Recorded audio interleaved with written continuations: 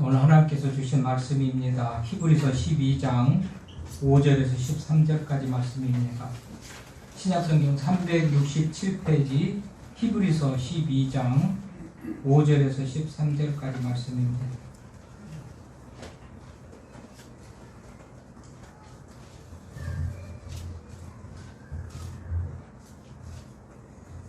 히브리서 12장 5절에서 13절까지 말씀 봉독합니다. 경청하십시오. 또 아들들에게 권하는 것 같이 너희에게 권면하신 말씀도 잊었도다. 일러스되 내 아들아 주의 징계하심을 경히 여기지 말며 그에게 꾸지람을 받을 때에 낙심하지 말라. 주께서 그 사랑하시는 자를 징계하시고 그가 받아들이시는 아들마다 채찍질 하심이라 하였으니 너희가 참음은 징계를 받기 위함이라. 하나님의 아들과 같이 너희를 대우하시나니 어찌 아버지가 징계하지 않는 아들이 있으리요. 징계는 다 받는 것이거늘 너희에게 없으면 사생자요 친아들이 아니니라. 또 우리 육신의 아버지가 우리를 징계하여도 공경하였거든 하물며 모든 영의 아버지께 더욱 복종하며 살려 하지 않겠느냐. 그들은 잠시 자기의 뜻대로 우리를 징계하였거니와 오직 하나님은 우리의 유익을 위하여 그의 거룩하심에 참여하게 하시느니라. 무릇 징계가 당시에는 즐거워 보이지 않고 슬퍼 보이나 후에 그로 말미암아 연단받은 자들은 의와 평강의 열매를 맺느니라. 그러므로 피곤한 성과 연약한 무릎을 일으켜 세우고 너희 발을 위하여 거둔기를 만들어 저는 다리로 하여금 어그러지지 않고 고침을 받게 하라. 아멘. 8월 15일 광복절 앞두고 오늘은 광복절 기념주일로 지키는 주일입니다. 말씀을 다 맞아요. 마무리해놓고 조금은 마음의 여유를 가질 그런 순간에 아내가 전화를 합니다. 좀 내려와 보세요. 그래서 전화를 받고 내려갔더니 시청 공무원이 집합 제한 명령서를 가지고 와서 지켜달라고 그렇게 맞아면 요구를 해서 읽어보니까 집합 제한 명령, 그래서 모이는 것 자체도 금했는 줄 알고 그냥 당황해가지고 그리고 뭐라고 좀 할까 그랬는데 예배는 금하지 않지만 다른 모든 행위들은 좀 금해달라는 그런 첨부된 요청서와 더불어서 집합 제한 명령서를 가지고 왔어요. 유인즉 우리 고양시 지금 인근에 있는 153 무슨 기쁨교회 또는 무슨 반석교회 이런 그런 교회에서 확진자들이 생기면서 고양시에서 긴급하게 그런 결정을 했다는 것입니다. 우리도 최대한 협조하면서 국가적인 그런 위기를 지금 우리가 보내고 있으니까 잘 지키면서 해야 되겠는데요. 그러면서 아주 저도 설교를 완전히 이제 새로운 설교를 맞으면 다시 준비를 해서 오늘 말씀을 준비를 했습니다. 징계도 은혜입니다 라는 그런 말씀인데요. 여러분, 저는 그 집합 제한 명령서 그것을 받으면서 올 것이 왔다라는 그런 생각이 딱 들었어요. 왜요? 그렇지 않아도 교회를 타켓으로 해가지고 여러 가지 제한을 시키고 또 방송이고 텔레비고 조금만 건수만 있으면 그것 가지고 공격하고 그런 지금 상황 속에 있는 거 아닙니까? 그리고 말세가 되면 믿음으로 사는 것도 어렵겠거니와 말세에는 이렇게 많은 이단들도 있고 교회를 공격하는 그런 많은 대적자들이 있을 것이다. 성경이 그렇게 예언을 해놨기 때문에요. 되어지는 상황 하나하나가 보면 거의 이제 말세에 나타나는 그런 현상들을 직감을 하기 때문에 올 것이 왔구나 지금 그런 생각을 했단 말이죠. 디모데후서 3장 1절에 보니까 말세에는 고통하는 때가 이르르니 말세가 되면 고통하는 때가 우리 사람들도 고통스럽지만 모든 피조물들도 고통스럽지만 믿는 사람들 교회도 이렇게 고통을 당하는 때가 있다. 왜 그래요? 대적자들이 그렇게 득세를 하고 언제든가도 말씀드렸지만은 전반전 후반전 시간이 여유 있을 때는 그렇게 죽기 살기로 뛰지 않잖아요. 그런데 1대 0으로 지고 있다든지 실력은 우리가 더 월등한데 점수는 지금 지고 있을 때, 그런데 시간은 지금 임박하게 끝나져 가고 그럴 때는 아주 그야말로 죽기 살기로 뛰는 것이 일반적인 그런 상황 아니겠습니까? 그러니까 말세 마지막에 가까우면 네 편, 내 편, 우리 편 해가지고 영적 싸움의 전쟁의 그런 현장이 되기 때문에요. 말세에는 이렇게 이런 말하자면 치열한 싸움이 있어요. 그러니까 고통이 더 심해요.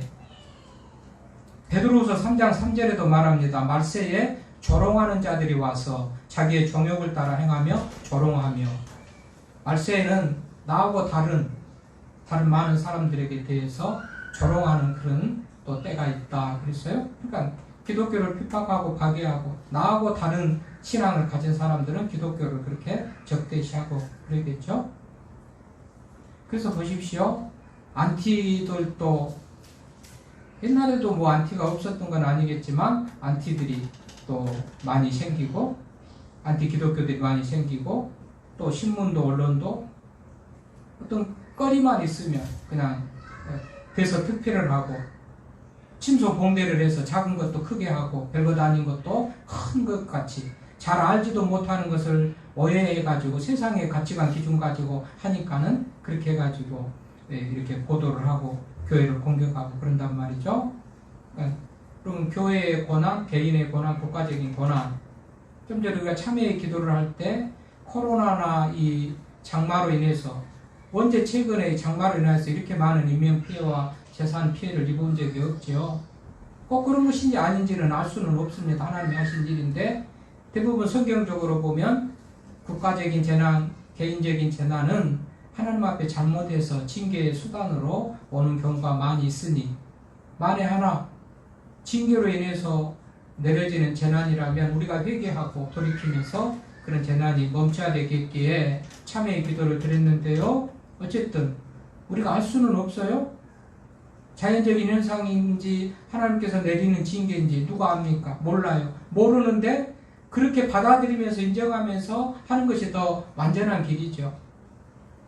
소위 보수적인 그런 선택을 한다고 그러는데 그게 더 완전한 길이잖아요. 이게 자연적인 현상이야 하고서 그냥 넘어가 버린 것보다도 하나님의 징계라고 여기면서 생각하면서 할 때 내 마음을 다잡고 국가적으로 개인적으로 더 하나님 앞에 잘못된 것을 돌이키고 회개할 때 내 신앙의 유익도 있고 만약에 그것이 하나님께서 내리시는 징계라면 회복의 기회도 있고 좋은 거 아닙니까? 우리가 믿음으로 사는 것도 천국이 있는지 없는지 우리는 믿고 살지만 천국이 있고 없는지가 불확실한 사람들에게도 있다고 믿고 사는 것이 유익하다라고 늘 얘기를 하죠. 그런 의미에서 여러분 이 여러 가지 어려운 재난들 이런 말하자면 코로나 전염병도 얘기했죠. 하나님의 징계로 내려주는 경우가 많다고 전염병 또 이런 뭐 물난리 재해도 하나님의 징계로 내려지는 경우가 많으니 우리는 징계로 생각하면 더 유익하다. 자, 오늘 본문에 보면 징계라는 말이 많이 나오잖아요. 징계란 말이 나와요. 징계라는 말 자체는 8번. 또 같은 의미를 가진 채찍질하고 꾸지람하는 거. 이거 다 징계의 한 말하자면 표현이잖아요. 이것까지 합치면 10번이 오늘 본문에서는 징계라는 그런 말이 10번이나 나와요. 그런데 하나같이 이 말을 보면 하나님의 은혜로 주어지는 것이구나라는 것을 알 수가 있어요. 사랑하는 아들, 친아들, 징계가 없으면 사생아, 징계가 있기 때문에 사랑하는 아들이기 때문에 잘 되라고 내리는 그런 하나님의 사랑의 어떤 채찍 이런 의미를 말하고 있으니까 징계가 다 우리들에게 있어서는 안 될 것, 징계는 없어야만 될 것이 아니고 징계도 하나님의 사랑의 표현으로서 우리에게 내려지는구나 그렇게 생각해 볼 수가 있잖아요. 그래서 징계도 은혜다라는 그런 제목을 제가 붙여봤어요. 여러분 히브리 격언에 하나님은 부서진 자들을 사용한다라는 그런 격언이 있어요. 부서진 자들. 여러분 부서진다. 여러분 부서지는 것은 말하자면 사용의 목적에 맞도록 부서지는 거예요. 한마디로 부서진다는 것은 어떤 고난을 의미할 수도 있는데, 부서지는 사람, 부서지는 어떤 대상에 있어서는 고난일 수도 있잖아요. 곡식을 부서뜨립니다. 가루를 만들었잖아요. 빠잖아요. 그럴 때 얼마나 빠자면 비유적으로 곡식은 고통이죠. 부서지니까. 원래 그대로 있던 알로 있는 그대로는 그대로니까 자연이 이제 그것을 짓뭉개서 부서뜨리니까 고난이잖아요. 그런데 그것으로 인해서 사용의 목적, 원래 목적에 맞게 쓰여지는 것이죠. 밀가루가 부서져야, 가루가 돼야 밀가루로서의 그런 맞아면 쓰임을 받는단 말이죠. 향수 같은 것도요, 제조하는 과정을 보면 다 그걸 따고 말리고 맞아면 가루로 만들고 뽀개고 이렇게 어떻게 해가지고 다 부서지고 그러고서 아름다운 그런 향수를 만든다고 그럽니다. 여러분, 사람도요 좀 부서지고 실패도 해보고 좀 어려움도 만나보고 또 이렇게 부서지고 깨지고 그렇게 해가지고 좀 원숙한 그런 사람이 되지, 고통도 뭐도 없고 그냥 형통하고 편안한 그런 길만 사는 사람은 세상 인생 맛을 몰라요. 원숙한 사람이 못 돼. 그래서 부서지는 사이즈만큼이나 원숙한 사이즈의 사람이 된다. 그래서 그런 말도 있어요. 많이 깨지고 부서지고 실패하고 고난받고 눈물을 흘려보고, 눈물을 흘려보는 사람이 또 고난의 빵을 먹은 사람이 눈물을 흘린 사람의 고통을 안다라고 있잖아요. 오늘 그런 의미에서 고난이 오늘 필요한 거예요. 하나님 말씀은 그런 의미에서 고난을 주신다고 그렇게 정의를 할 수가 있어요. 자, 곡식들의 입장에서 보면 부서질 때 깨질 때 왜 나만 때려요, 아파요, 그만 좀 때려요 하고 난리를 치겠죠. 우리들도 마찬가지로 하나님 너무 힘들어요, 이제는 좀 이 고난에서 좀 멈춰주시고 좀 평안의 길을 주시고 하겠죠. 그러나 오늘 보니까 하나님께서 채찍을 때리고 꾸지람을 하고 징계를 내리는 것이 사랑의 표현으로 그렇게 하셨다고 말을 하는 것을 보니까 있잖아요. 오늘 9절에 보면 육신의 아버지가 우리를 징계하여도 공경하거든 하물며 영의 아버지께 더욱 복종하며 살려하자. 그러니까 하나님이 힘들고 왜 이렇게 힘들고 고통스럽게 하고 원망을 하고 불평할 것이 아니고, 하나님이 나를 사랑해서 하는 그런 행위로 받아들이면서 그냥 인내하면서 참아야 되는 것, 이것이 오늘 말씀 속에서 우리들에게 가르치는 거예요. 여러분, 곡식을 도리깨로 때려서 깨고 또 곡식을 또 맞으면 빻고 그럴 때, 여러분, 아프라고 빻고 또 미워서 아프라고 때리고 빻고 그런 게 아니잖아요. 제대로 쓸모있게 만들려고 하는 거란 말이죠. 그러니까 하나님께서 우리들에게 주신 고난과 고통 속에서도 뭔가 하나님 보시기에 합당하지 못한 모습들, 그것들을 깨뜨리고 만들어가고 다듬어가고 그러려고서 이런 고난도 하나님께서 주신다는 것을 우리가 알아야죠. 그러니까 내가 고난 중에 있다고 생각하는 사람들은 왜 나만 때리냐고, 왜 나만 힘들냐고 그렇게 할 것이 없어요. 그렇게 할 수도 없어요. 하지 말라고 하잖아요. 오늘 육신의 아버지가 우리를 징계하여도, 징계하는 건 뭐예요? 때리는 거예요. 야단치고 꾸지람하고, 오늘 채찍질하고 꾸지람하고 때려도 아버지가 그러니까 내가 잘못해서 그렇거니 인정하면서 자기의 잘못을 반성하고 더 발전적인 그런 기회를 얻는 사람이 현명하잖아요. 그런 것 같이 모든 영의 아버지에 대해서도 복종하며 그렇게 해야지 원망하면 불평할 것이 아니다라고는 하나님의 말씀은 가르쳐줘요. 이렇게 힘들고 어려워서 어떻게 예수 믿겠느냐고, 내가 예수를 믿는데 왜 이렇게 나에게 이 고난은 그치지 않느냐고, 그럴 게 아니고, 내가 아직도 덜 깨졌구나, 내가 덜 부서졌구나, 내가 아직도 사용의 목적에 하나님 보시기에 사용할 수 있는 그런 모습으로 완전히 깨지지 않았구나, 내가 아직도 정말 쓰임받을 수 없는 그런 모습이구나, 그래서 나는 더 깨져야 되고 죽어야 되고 부서져야 되겠다라는 그런 마음을 가져야 나에게 발전이 있는 것이고 하나님 보시기에 합당한 그런 모습으로 나아가고, 그제서야 고난이 그치는 것이지, 이것을 깨닫지 못하고 회개하지 못하고 하나님만 원망하고 불평하면 그 고난은 계속된다는 거, 계속됩니다. 원리가 그래요. 쓰임받게 밀가루로서 사용할 수 있는 것 정도 완전히 빠졌을 때 그만 빻잖아요. 덜 빠졌을 때는 계속 받잖아요. 우리 인간이 고난을 통해서 하나님께서 고난을 주신 이유와 목적은 좀 더 성숙하고 회개하고 돌이키고 하나님 보시기에 합당한 사람으로 이끌려고 우리에게 고난을 주신대. 그럴 때마다 원망 불평하고 나는 잘못한 것이 없고 나는 하나님 앞에 잘하는데 왜 이렇게 힘들게 하냐고만 하면 그것은 이 하나님께서 주신 고난의 기회를 살리지 못하는 거예요. 그러면 그 고난은 끝이지 않고 계속 되어진다는 거예요. 그러므로 우리가 고난을 그치게 하고 싶으면 내가 빨리 하나님께서 원하시고 기뻐하시는 그런 합당한 모습으로 바뀌는 것. 이제야 비로소, 그때야 비로소 고난이 그친다라고 우리는 알아야 됩니다. 그리고 오늘 본문에 징계라는 말이 8번, 꾸지람 1번, 채찍질하는 거 1번 해가지고 10번에 맞으면 인간들에게 내려지는 여러 가지 인간들이 피하고 싶은 징계나 채찍질이나 꾸지람이 나오는데, 그럼 징계라는 말을 단어에서 사전에서 찾아보면요, 잘못이나 허물 따위를 나무라며 벌을 내리거나 제재를 가하는 것. 그러니까 징계가 분명코 내가 잘못한 것은 없는데 내리는 것보다도 잘못이나 허물 따위를 나무라며 벌을 내리거나 제재하는 것이 징계니까 결코 우리가 까닭 없이 이유 없이 고난만 받는다고 할 것이 아니고 뭔가 허물과 제약이 있어서 징계를 내리는구나. 징계라는 그 말 자체가 그렇다니까요.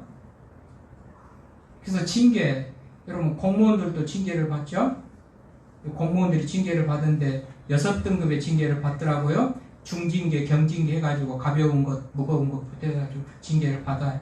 견책, 감봉, 정직, 강등, 해임, 파면, 이게 공무원들이 그 범죄의 맞아요. 정도에 따라서 이렇게 받는 6단계의 등급으로 그런 어떤 징계를 받아요. 여러분 우리 교회에도 징계가 있는 줄 압니까? 교회는 징계라는 말 대신 권징이라는 말을 쓰는데요. 교회에도 징계가 있습니다. 교회는 8단계, 8등급의 징계가 있습니다. 견책, 근신하시오 하는 거죠. 수찬정지, 세례 맞으면 성찬식에 참여 못합니다. 시무정지, 모든 직분을 내려놓고 교인으로서는 하지만 시무 제한, 정직, 면직, 출교, 일반 성도들에는 한 4가지가 해당되는 거예요. 견책, 근신, 수찬정지, 출교. 항조직에는 모든 이런 징계가, 권징이 다 해당됩니다. 그럼 오늘 말씀해 보면 이제 5절로 보니까 징계를 받는데 내 아들아 주의 징계하심을 경히 여기지 말고, 이건 이게 다른 글씨들은 다 앞으로 이렇게 앞쪽으로 좀 나와 있는데 이거는 뒤쪽으로 들어가 있어가지고 기록됐죠? 말씀이. 이건 어디 다른 성경에 있는 것을 옮겨가지고 인용할 때 그렇게 인쇄하는 방법인데요. 그렇게 맞으면 글을 편집하는 것인데, 이거는 잠언에서 옮겨온 거예요. 잠언에서. 그래서 주의 징계하심을 경히 여기지 말고, 아까도 얘기했지만 자연재해가 일어났다, 뭐 장마로 인하여서 사람이 죽고 재산 피해가 입었다 그러면 그냥 이건 뭐 자연재해고 비가 많이 와서 그렇거니 하고 그냥 대수롭지 않게 넘겨버리면 안 돼요. 뭔가 왜 이렇게 다른 때보다도 더 극심하게 인명피해도 있고 재산 피해를 입었을까? 그리고 나에게 주어지는 어떤 고난 앞에서도, 징계 앞에서도 뭐 그냥 우연이겠지 하찮게 여기지 마. 뭐라고 징계하심을 경히 여기지 말고, 그냥 우습게 여기지 말라는, 가볍게 별것 아니던 것 같이 그냥 이건 뭐 이렇게 뭐 그러다 지나가겠지, 없어지고 넘어가겠지, 그렇게 하지 말라는 거잖아요. 네, 이 일에 대해서 심각하게 무겁게 여기면서 정말 내 스스로를 돌아보면서 나는 잘못한 게 없을까라고 이런 맞으면 돌아봄이 필요한 거예요. 그래서 경히 여기지 말고 그래요. 또 그에게 꾸지람을 받을 때 낙심하지 말고, 꾸지람을 받는다. 그 징계한 표현인데, 그러니까 하나님께서 징계하고 하나님께서 야단을 치고 그럴 때도 낙심하지 말 것은 나를 위해서, 아까 징계가 은혜라고 그랬잖아요. 징계도 은혜다. 나를 위해서 나를 잘 되라고 이것을 회개하고 돌이켜서 더 좋은 길로 가기 위해서 내려지는 꾸지람이고 징계이기 때문에 낙심하지 말고, 나 죽으라고 한 게 아니에요. 죽으라고 하고 너 손해나라고 한 게 아니고 더 새롭게 하고 더 성숙하게 하게 하려고 하기 때문에 꾸지람에도 낙심하지 말고. 그러면서 6절에 주께서 그 사랑하는 자를 징계하시고 그가 받아들이시는 아들마다 채찍질한다. 사랑하기 때문에 징계도 내린다는 거예요. 고난도 준다는 거예요. 사랑하기 때문에. 그가 받아들이시는 아들마다 채찍질하고. 그런데 이제 아까 뒤에 가가지고는 아들로부터 이 징계가 없으면 사생하여 친아들이 아니다. 8절에 그랬죠. 그렇잖아요. 내 아들은 아닌데 왜 나무라고 잘되라고, 잘되든지 말든지 내 아들 아니면 누가 간섭하겠습니까? 내 아들이니까 그렇게 한다는 거예요. 그러니까 그 징계 앞에, 고난 앞에 낙심하지 말 것은 그렇게 함으로써 나를 잘되라고 한 일이기 때문에 그럴 것이다 라고 오늘 하나님 말씀 가르치지 않습니까? 그러니까 징계 앞에 경히 여기지 말고, 꾸지람 받는다고 낙심하지 말고, 고난이 있다고 징계가 있다고 낙심하지 말고. 왜요? 더 내가 이것만 회개하고 돌이키면 더 한 단계 업그레이드된 은혜를 주실 것이기 때문에. 아버지가 아들을 사랑해서 채찍질하기 때문에. 7절에 보니까 너희가 참음을 길게 받기야. 그러니까 징계를 받을 때, 고난이 계속되고 징계를 받을 때 우리가 할 수 있는 것은 오직 참음입니다. 하나님의 때가 지나가기를 참음이요. 징계 속에서 내 잘못이 생각나면 회개하면서 참는 거예요. 하나님이 거둘 때까지 참는 거예요. 그래서 참음은 징계를 받기 위함이고, 하나님의 아들들과 같은 너희를 대우하시나니 너희 아버지가 징계하지 않는 아들이 아니에요. 그러니까 아버지가 징계해요. 잘 되라고 징계한단 말이죠. 그러니까 낙심할 것이 없는 거예요. 또 징계는 다 받는 것이거늘 8절에 너희에게 없으면 사생하여 친아들이 아니다. 그렇죠. 하나님 우리를 사랑하기 때문에 회개하고 돌이키고 더 복된 길로 나아가기 위해서 하는 것이기 때문에.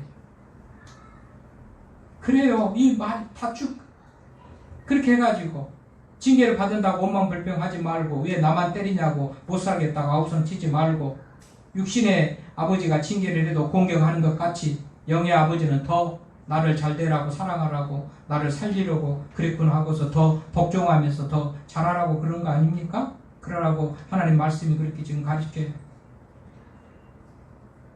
세상 사람들은 자기의 뜻대로 징계를 하는지 모르지만 하나님은 거룩하심에 참여하기 위해서 또 징계를 하시고, 10절에 보면, 그리고 11절 무릇 징계가 당시에는 즐거워 보이지 않고 슬퍼 보이나 후에는 그로 말미암아 연단받은 자들의 의와 평강의 열매를 맺는다.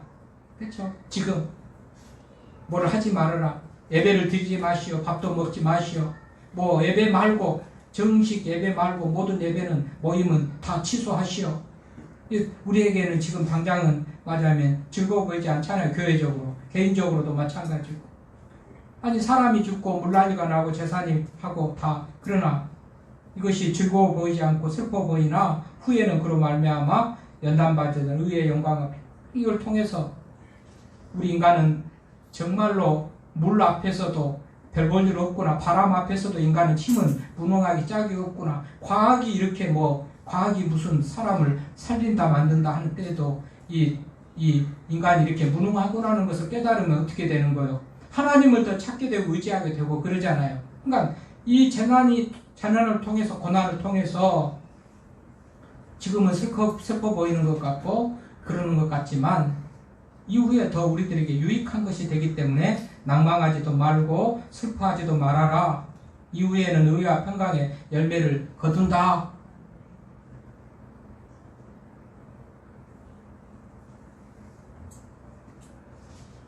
자, 이런 의미에서 우리가 믿음으로 산다는 것, 참 내가 오해를 많이 했다. 내가 예수님 믿고 교회 다니고 믿음으로 살면 모든 길이 형통하고 그야말로 평안하고 그런 줄 알고 예수 믿고 따랐는데, 믿음으로 산다고 내가 결정했는데 오늘 보니까 그게 아니네. 사랑하는 자를 징계하고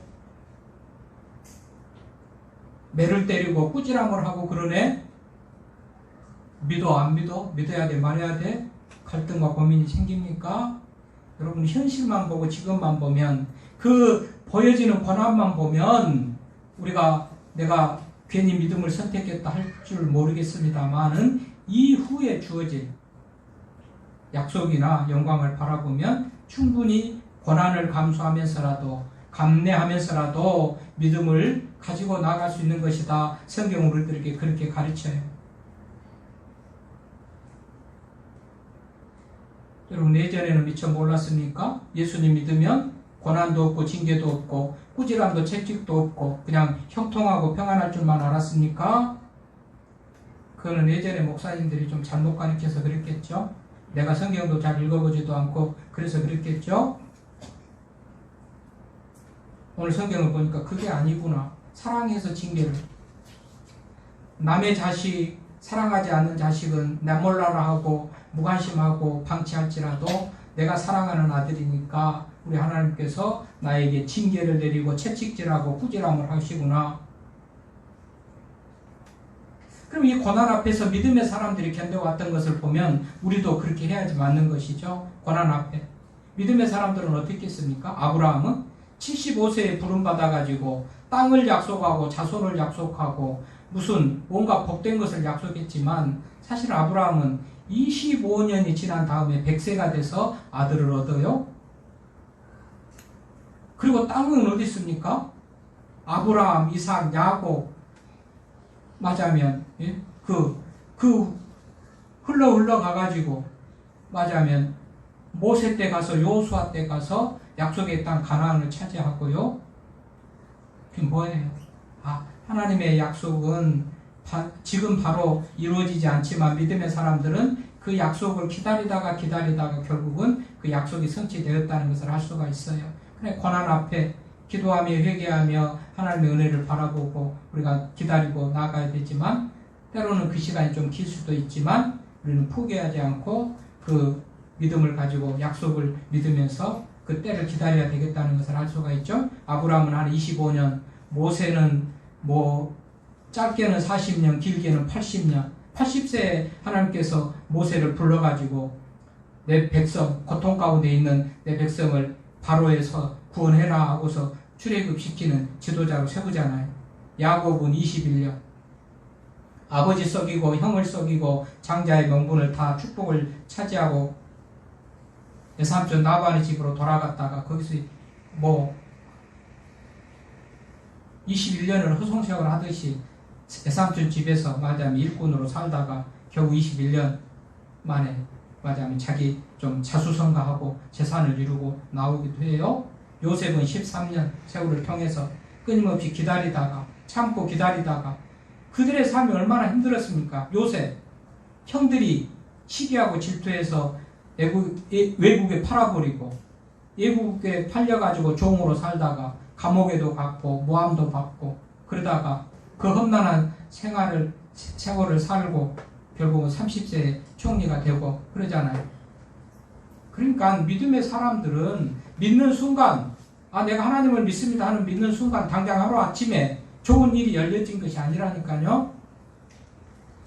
40년, 25년, 때로는 80년, 13년, 21년 이렇게 걸려가지고 믿음의 사람들은 하나님을 순종하고 의지하고 믿는 순간에도 하루아침에 당장에 평안하고 형통한 길만 있었던 게 아니고 그 긴 시간 동안 믿고 참고 인내하고 견디는 중에 그런 은혜를 입었어요.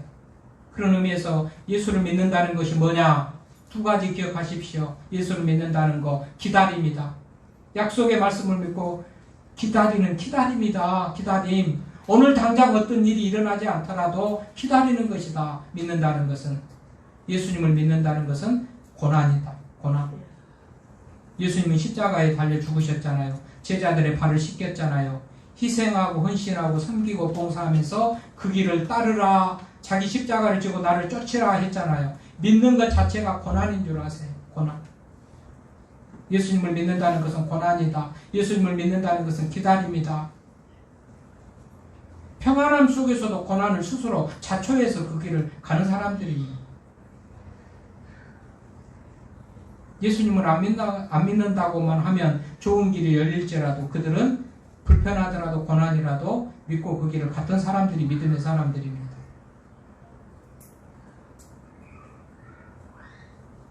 그렇다면 왜 하나님께서는 이렇게 믿는 사람들을 길게 기다리게 하고 때로는 40년, 80년, 20년 기다리게 할까? 그 기다리는 동안에도 아무 일 없이 기다리게 하는 것도 아니고 불 속에도 넣고 불 속에도 넣고 불편함 속에 쳐 넣어가면서까지 그렇게 기다리게 할까? 여러분, 좀 전에 얘기했듯이 눈물 없이 빵을 먹어보지 않는 사람들이 어떻게 눈물 흘린 사람들의 마음을 헤아리겠습니까? 고통을 당해봐야 고통받은 사람들의 마음을 알 거 아닙니까? 하나님이 율법과 온 선지자의 강령은 이웃사랑, 하나님 사랑인데 이웃사랑을 하려는 사람들이 고통을 모르고 가난한 이웃을 어떻게 생각하고 사랑할 수가 있겠습니까? 그래서 우리 하나님께서는 우리를 물속에도 쳐넣고 불속에도 쳐넣고 고통 가운데 있게 하고 경험을 하게 하구나. 왜? 그래야 고통을 알죠. 남의 고통을 알고 그래야 남의 고통을 사랑하는 그런 사람이 되고 그래서 이웃을 사랑하는 사람이 될 수 있기 때문에 그렇구나. 또 왜 물속에 불속에 쳐놓고 고통 가운데 있게 한가? 그래야 인간이 무능한 것을 알고 할 수 없는 것을 알고 코로나 앞에서도 장마 앞에서도 할 수 없는 것을 알고 이때 바라볼 것은 하나님밖에 바라볼 곳이 없어요. 그러니까 고난 가운데서 하나님을 바라보는 거예요. 하나님을 안 바라보기 때문에 더 하나님을 바라보게 하려고 우리 가운데 고난이 더 있을 수가 있어요. 고난이 있다고 하나님을 떠나는데요. 그럴수록 고난은 더 심해지죠. 고난이 있을지라도 하나님 앞에 나올 때 하나님을 쳐다보고 하나님을 의지하고 하나님을 바라보라고 고난을 주니까 두 가지 목적으로 고난을 줍니다. 인간의 한계를 느끼고 하나님을 바라보라고 줍니다. 또 하나는 고통 가운데 있는 그 사람들의 마음을 헤아려서 너도 고통을 고난을 경험해봤지 않느냐. 그러니 그 사람들의 마음을 네가 헤아려주고 이웃을 사랑해야 될 거 아니냐. 이런 경험을 못한 사람들은 뭐라고 그래요? 왜 힘들다고 자살을 해? 아무리 힘들어도 그렇지 뭐 자살을 하냐? 왜 저렇게 가난하지? 게으른가? 일을 안 한가? 아니 돈 몇만 원 얼마 가지고 저렇게 없어서 절망하고 왜 힘들어해? 내가 고난을 경험하지 못한 사람들은 이해를 못하는 거예요. 그러니까 이웃 사랑을 실천을 할 마음이 없는 거죠. 그러니 하나님께서는 고난을 통해서 이웃을 바라보게 하는 목적으로 고난을 주신다. 하나님을 더욱 바라보게 하기 위해서 고난을 주신다.